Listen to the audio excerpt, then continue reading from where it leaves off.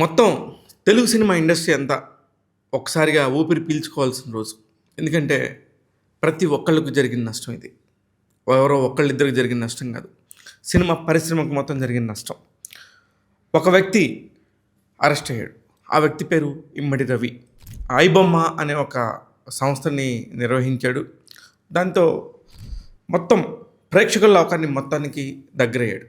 కానీ అది ఎంత పెద్ద తప్పు, ఎంతమంది జీవితాలతో ఆడుకున్నాడు, ఎన్ని లక్షల కుటుంబాలు రోడ్డున పడ్డాయో ఎవరికి అంచనా కూడా రాదు. కారణం ఏంటంటే ఆ లక్షల కుటుంబాల్లో ఎవరు ఈ ప్రేక్షకులు ఎవరు ఉండరు. ఎవరో ఎవరో పెట్టారు, మేము చూసేసాం, ఆనందించేసాం, అయిపోయింది. అది అక్కడ తప్పు, అది పైరసీ కంటే దారుణమైన విషయం అనే విషయం ఎంతమందికి తెలుసు? చాలామంది తనని రాబిన్హుడ్ లాగా చూస్తున్నారని చెప్పేసి న్యూస్లో చెప్తున్నారు. ఇంతకంటే దారుణమైన విషయం ఇంకోటి లేదు. దేనికంటే రాబిన్హుడ్ అంటే ఎవరంటే అక్రమంగా అవినీతిగా డబ్బులు లక్షల కొద్దీ కోట్ల కొద్దీ సంపాదిస్తే ఆ కోట్లని కొల్లగొట్టి అవసరానికి తిండికి బట్టకి లేని వాళ్ళందరికీ సాయం చేస్తారు రాబిన్హుడ్ లాంటి వాళ్ళు అనేది మనం గతంలో చదువుకున్న అంశాలు. అప్పుడు రాబిన్హుడ్ హీరో అవుతాడు ఎవరో ఒకరి దగ్గర తీసుకుని. కానీ కొన్ని వందల మంది దగ్గర నుంచి డబ్బు తీసుకోవటం కాదు, వాళ్ళ ఆస్తిని తీసేసుకున్నారు. వాళ్ళ ఆస్తి ఏంటి? సినిమా అనేది కొన్ని వందల మంది రెక్కల కష్టం. ఒక నిర్మాత కోట్లు అప్పు చేసి పుస్తలు తాకట్టు పెట్టి సినిమా రిలీజ్ చేసి థియేటర్ దగ్గరికి వెళ్ళి నానా బాధలు పడితే ఆ సినిమా థియేటర్లో ఉండగానే మొదటి రోజే హెచ్డి ప్రింట్ వచ్చిందని, మాస్టర్ ప్రింట్ వచ్చిందని చెప్పేసి ఐబొమ్మలో ప్రజెంట్ చేస్తా దాన్ని పబ్లిసిటీ చేయటం ఎంత గొప్ప విషయం అంటే ఇక్కడ ఎంత క్వాలిటీ మనకు థియేటర్లో కూడా దొరకదని చెప్పే అంత గొప్పగా తన పైరసీని తాను సపోర్ట్ చేసుకోవటం, దానికి జనాలందరూ అతని రాబిన్హుడ్ లాగా చూడటం ఎంత దారుణమైన విషయం. రేట్లు పెరిగినాయి, ఎవరు వెళ్ళమన్నారు? రేట్లు పెరిగిన దగ్గరికి వెళ్ళొద్దు. ఎవరు వీళ్ళందరూ డిసైడ్ చేయడానికి, మాట్లాడటానికి? చాలా దారుణమైన విషయాలు మాట్లాడుతున్నారు. నోటికి ఏది దొరికితే అది మాట్లాడుతున్నారు.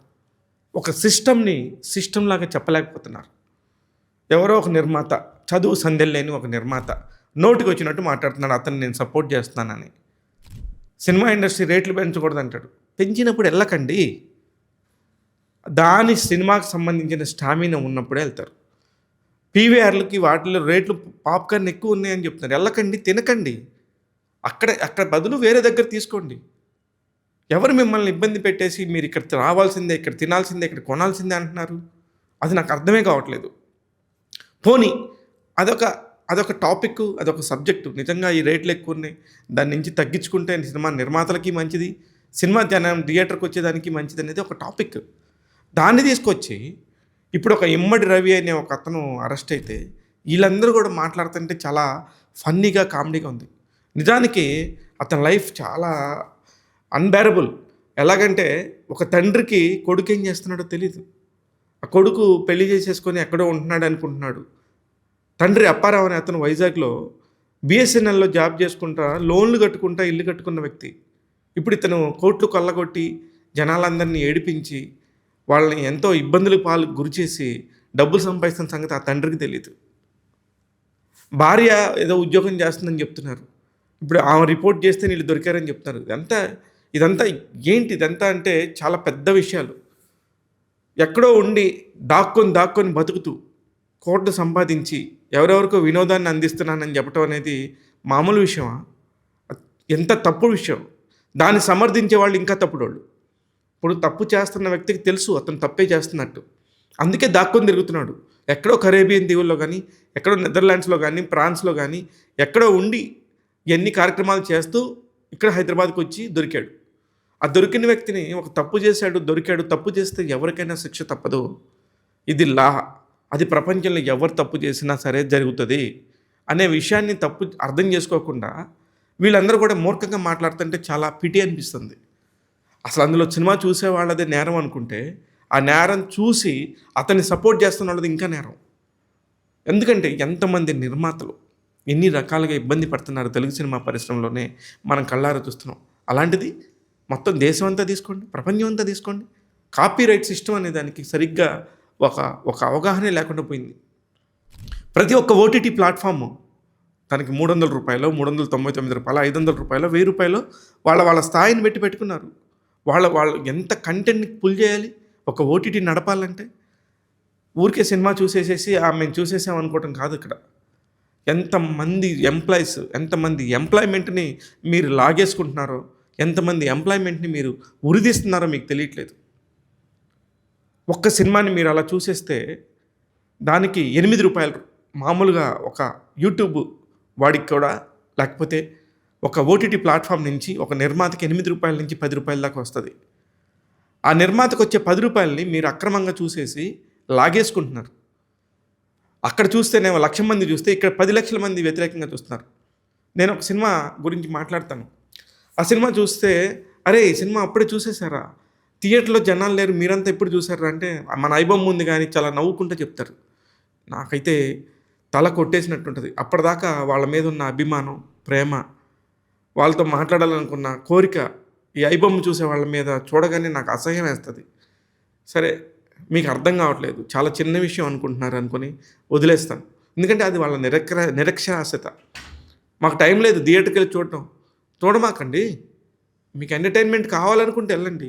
మీ ఫ్యామిలీ అంతా కూడా నవ్వుకోవాలి, ఎంజాయ్ చేయాలి, సినిమాలాగా ప్రేమించాలనుకుంటేనే వెళ్ళండి. ఎవడో ఐబొమ్మలో చూడమని చెప్పారు మిమ్మల్ని? అది క్రైమ్. అది పెద్ద క్రైమ్ అనే సంగతి మనం కూడా సరిగ్గా చెప్పలేకపోయాం. ఎక్కడో ఒక డీవీడీ పైరసీ చేసినప్పుడు ఎన్ని కేసులు ఉండేవో మీరు ఉదాహరణకు చూస్తే, మహేష్ బాబు గారు కూడా ఒక కేసు ఉండేది. ఆయన పర్టికులర్గా వెళ్ళి ఆ డీవీడీ ఓనర్ని పట్టుకొని ఆ మొత్తం ధ్వంసం చేశారు. అది వరంగల్ ఆ ఏరియాలో అనుకుంటా. దాని మీద ఇప్పటికీ కేసు నడుస్తూ ఉంది. అంటే తప్పు జరిగింది, తప్పు చేశారని చెప్పి మనం రిపోర్ట్ చేస్తే దాన్ని గురించి తిరుగుతూ ఉండాలి ఇంకా పోలీసుల చుట్టూ కానీ, కోర్టుల చుట్టూ కానీ. ఎందుకని ఎవరి దారిన వాళ్ళు వదిలేసుకుంటూ ఉన్నారు? ఈ పరిస్థితి ఇక్కడి నుంచి రాదు. ఇది చాలా పెద్ద నేరం, పెద్ద ఘోరం. ఎంతోమంది జీవితాలు ఆధారపడి ఉంటాయి. ఎంతమంది రోడ్ల మీద మేము డైరెక్టర్లు అవుతాము, మా కథలు ఉన్నాయి, మా కథలకి నటులు కావాలి, ఆ నటులకి ఖాళీలు ఉన్నాయి, ఎవరికి పనులు లేవని చెప్పేసి ఎంతమంది తిరుగుతున్నారో తెలుసా? వాళ్ళందరూ ఇలా రోడ్డున పడటానికి కారణం నిర్మాత చేతికి డబ్బు రాకపోవటం. నిర్మాత చేతికి డబ్బు ఎందుకు రావట్లేదు? వాళ్ళు సినిమా రిలీజ్ చేస్తున్నారు, సినిమా దాకా తీసుకోగలుగుతున్నారు. రిలీజ్ చేసిన మొదటి రోజే మీరు పైరసీలో ఐబొమ్మలో పెడుతున్నారు. ఓటీటీ ప్లాట్ఫామ్కి ఇస్తారు. నానా బాధలు పడి కోట్లు బట్టి సినిమాలు తీసి ఎక్కడో అమెజాన్ ప్రైమ్లోనో, ఎక్కడో సోనీలోనో, లేకపోతే ఆహాలోనో ఎక్కడోకక్కడ ఒక చిన్న ప్లాట్ఫామ్ దొరికినా సరే మా సినిమాని పలానా వాళ్ళు చూడాలని చెప్పేసి కోట్లు పెట్టి తీసిన సినిమాని తీసుకొస్తే అక్కడ సుమారు 10 లక్షలు కూడా రావు. బాగా వచ్చింది సినిమాకి, అద్భుతమైన రెస్పాన్స్ వస్తే 50 లక్షలు రావు. మీరు ఒక సెలూన్ షాప్కి వెళ్ళండి, ఆడు సినిమా చూసేసి ఉంటాడు. ఎక్కడ చూసేవారంటే ఐబొమ్మలో చూశాను. ఇకపోతే మన ఇండస్ట్రీలోనే ఉంటూ, మన ఇండస్ట్రీ సొమ్ము తింటూ, ఇండస్ట్రీకి సంబంధించి ఏదో కొంచెం హెల్ప్ చేయాల్సిన వాళ్ళు ఎంతోమంది దానికి సంబంధించి వాళ్ళకి సపోర్ట్గా మాట్లాడతారు. వీళ్ళు వచ్చి చెప్పవచ్చారులే, మేమంతా చూసేసాం ఆల్రెడీ సినిమా అంటారు. అంతకుముందు మూవీ రూల్స్ అని ఉండేవి. తమిళనాడు ప్రభుత్వం ఎంతో కొంత దీన్ని అరికట్టగలిగింది అనుకునే టైంలో తెలంగాణ ప్రభుత్వం దానికి మించి అతను ఎవరైతే కీలక సూత్రధారి ఉన్నాడో ఐబొమ్మ రవిని పట్టుకోవటం అనేది నిజంగా గొప్ప విషయం. ఈ సందర్భంగా తెలంగాణ పోలీస్ అందరికీ కూడా, ఈ సైబర్ నేరాలను పట్టుకునే వాళ్ళందరికీ కూడా హ్యాట్స్ ఆఫ్. ఇది పట్టుకున్న వాళ్ళు కానీ, దీని వెనక పనిచేసిన వాళ్ళు కానీ, ఎంతో కీలకంగా వ్యవహరించిన వాళ్ళందరికీ కూడా నిజంగా హ్యాట్స్ ఆఫ్. చాలామంది చాలా రకాలుగా ఇవాళ ఈడ పోతే సాయంత్రానికి ఇంకొకటి వస్తాడు అనే ధీమాతో ఉన్నారు. రారు.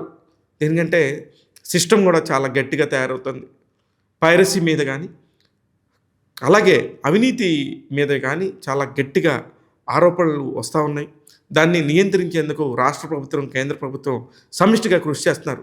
మీకు తెలీదు, రాబోయే రోజుల్లో యూట్యూబర్స్ కానీ, అలాగే ఈ పైరసీ చేసేవాళ్ళు కానీ, రాంగ్ థంబ్నెయిల్స్ పెట్టి రాంగ్గా జనాల్ని అజంప్షన్ చేసేవాళ్ళు కానీ, ప్రపంచం మొత్తం చూస్తూనే ఉండి మీ ప్రతి ఒక్క కదలికని కూడా, మీరు తప్పు చేస్తున్నప్పుడు, మీరు తప్పు మాట్లాడుతున్నప్పుడు, మీరు తప్పుని ప్రచారం చేస్తున్నప్పుడు మీ మీద ప్రత్యేకమైన నిఘా ఉన్న సంగతి మీరు మర్చిపోవద్దు.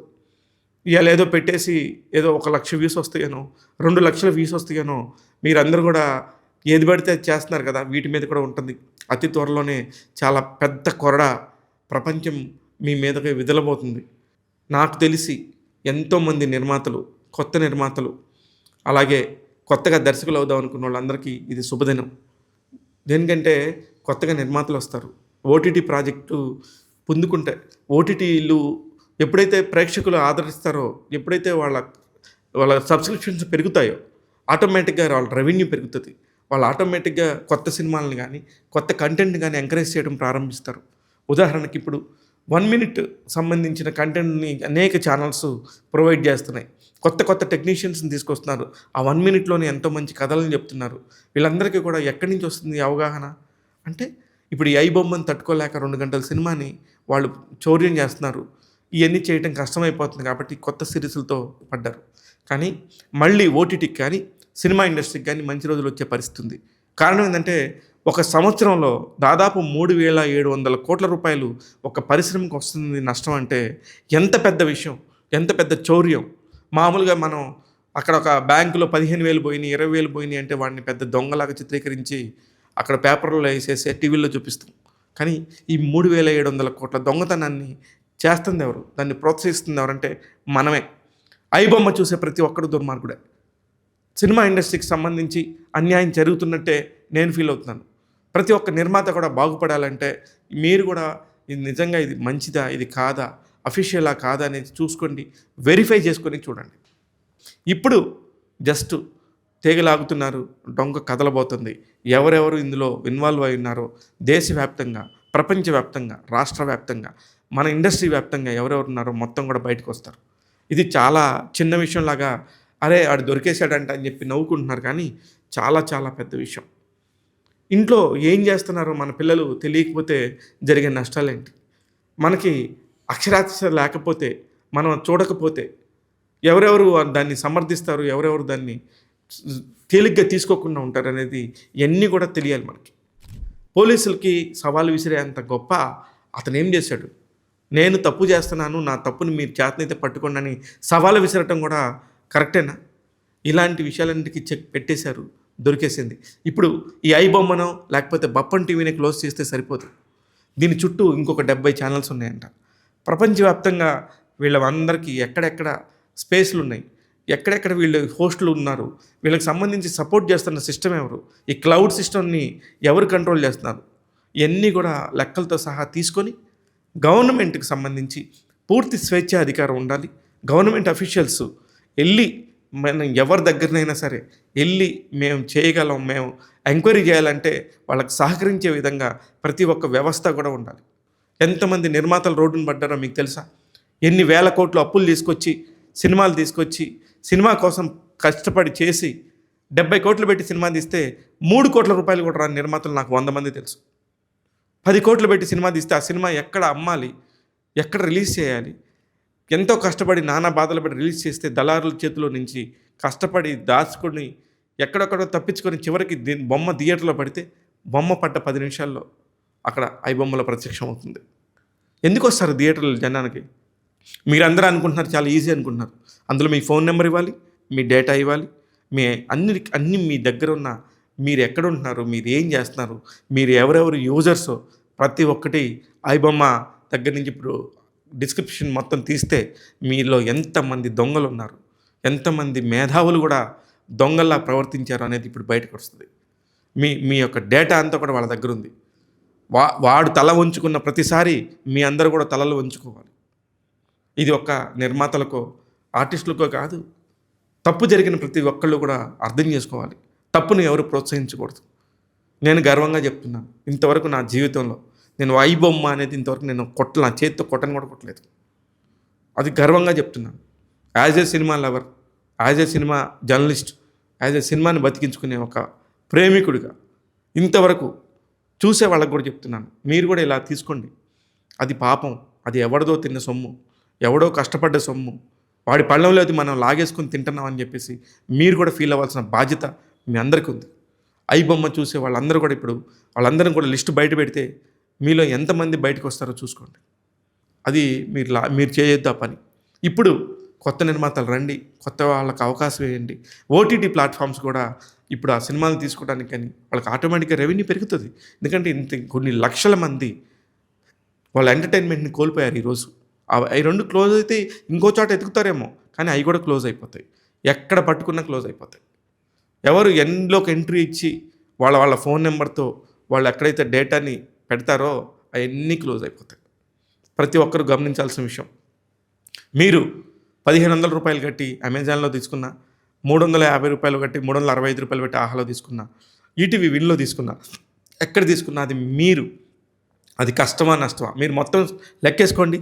సంవత్సరానికి మొత్తం లెక్కేసుకుంటే దాదాపు 4000 రూపాయలు కూడా అవ్వదు. అంటే 350 రూపాయల నుంచి 400 రూపాయలు సంవత్సరానికి అవుతుంది. అవును, 500 400 రూపాయలు లేకుండా సంవత్సరం మొత్తం నీకు ఎంటర్టైన్మెంట్ ఎక్కడ దొరుకుతుంది? ఒకప్పుడు కేబుల్ టీవీలోనే ఉండేవి, నెలకు 150 రూపాయలు తీసుకునేవాళ్ళు. ఇప్పుడు దీనికి కూడా అంతే జరుగుతుంది కదా. ఈ లెక్కలు ఎలా మిస్ అవుతున్నారు మీరందరూ? ఇది చాలా దారుణం. మీరే మారాలి. ఎంతో బాధేసి ఈ వీడియో చేశాను. సినిమా ప్రేక్షకులు తప్పు చేస్తున్నారని చెప్పేసి బాధేసి థియేటర్లకు రాకపోవడంతో మొన్న ఒక సినిమా డైరెక్టరు మంచి సినిమా తీశాను, నా సినిమాకి రావట్లేదని చెప్పుతో కొట్టుకున్నాడు. నిన్న ఒక హీరో సినిమాకి థియేటర్ మంచి సినిమా అని చెప్తున్నారు కానీ ఎవరు థియేటర్కి రాలేదని ఏడుస్తున్నాడు. దానికి కారణం ఐబొమ్మే. ఇలాంటి సంస్థల్లో ఎక్కడైనా సినిమా చూసేయచ్చు ఊరికే అనుకునే వాళ్ళ మొండితనమే థియేటర్కి రాకపోవటం. థియేటర్ అనేది ఒక ఎమోషన్. ఒక 100 మంది 200 మంది ఎవరెవరో తెలియని వాళ్ళందరి మధ్యలో కూర్చొని వాళ్ళు నవ్వుకుంటుంటే, వాళ్ళు బాధపడుతుంటే, వాళ్ళు ఆశ్చర్యపడుతుంటే, వాళ్ళందరితో పాటు మనం కూడా అదే ఫీల్ని ఎంజాయ్ చేయటం అనేది ఒక సినిమా అనేది ఒక మమకారం, ఒక దేవాలయం లాగా ఫీల్ అయ్యేవాళ్ళు ఒకప్పుడు. ఇప్పుడు ఆ పరిస్థితి ఎందుకు లేదంటే ఇలాంటి అనేక పైరసీలు, సెల్ ఫోన్లోనే సినిమాలు చూసేసే బతుకులు. దారుణమైన విషయం. సినిమాని సినిమాలాగా ప్రేమించండి, సినిమాని సినిమాలాగా గౌరవించండి. వాళ్ళు ఒక క్రాఫ్ట్, వాళ్ళు ఒక ఉద్యోగస్తులు, వాళ్ళందరికీ సేవ చేయండి. ఖచ్చితంగా ఈ వీడియో చూడండి. దేనికి ఎప్పుడు నేను వీడియోస్ చూడమని చెప్పను, కానీ ఈ వీడియో చూడాలి. సినిమా వాళ్ళందరూ కూడా ఒకరికొకరు షేర్ చేసుకోవాలి. ఎవరెవరు తప్పు చేస్తున్నారు, ఎవరెవరు ఐబొమ్మలో చూడకుండా ఉండటం కోసం, ఐబొమ్మ లాంటి ఎక్కడ ఇంకా పనికిమాలిని ఎన్నైనా రావచ్చు. ఇలాంటి పనికిమాలిని అన్ని పనికిమాలినయే. మన నోటికాడి కూడు వేరెవడో లాక్కొని అక్కడ పెడుతున్నాడు, దాన్ని మీరు పంచపక్ష పరిమాణంలాగా తింటున్నారు అని మీరు చెప్పాలి. మీరు చెప్తేనే వాళ్ళందరికీ తెలుస్తుంది. ఎన్ని 100 కోట్ల రూపాయలు నష్టపోయారో మీరు చెప్తేనే తెలుస్తుంది. లేకపోతే వాళ్ళకే ఉంది. కొన్ని 100 కోట్లు ఒక దగ్గర పెడితే వాళ్ళందరూ తలా 100-200 రూపాయలు అలా షేర్ చేసేసుకుంటున్నట్టు అయిపోతుంది. అది పాపం. ఆ పాపాన్ని మీరు ఎంకరేజ్ చేయకండి. అందుకే చెప్తున్నాను, ఇదంతా కూడా మానేసేయండి. తెలుగు సినిమా ఇండస్ట్రీతో పాటు భారతదేశ సినిమా ఇండస్ట్రీ మొత్తానికి కూడా మంచి రోజులు వచ్చినాయి అనిపిస్తుంది. అతను ఎవడో కింగ్ పిన్ అంటున్నారు, అసలుకి రాబిన్హుడ్ అంటున్నారు. ఇట్లాంటి మాటలన్నీ కూడా మాట్లాడద్దు. ఒక నేరస్తుడు దొరికాడు, ఒక ఉగ్రవాది దొరికాడు అనుకోండి, అంతకంటే దారుణమైన మాటలు ఇంకా చాలా ఉంటాయి. అట్లాంటివన్నీ అనుకొని అతను దొరికాడు అనుకోండి, ఎవరెవరికో దగ్గర నుంచో నోటికాడ తీసేసి అతను సంపాదించింది ఏంటంటే ఇలాగా ఒక దొంగని సపోర్ట్ చేస్తున్న ఈ దొంగలందరినీ కూడా నోరు మూయించండి. చూస్తూనే ఉండండి ట్యాగ్ తెలుగు. నేను మీ శివ మల్లాల.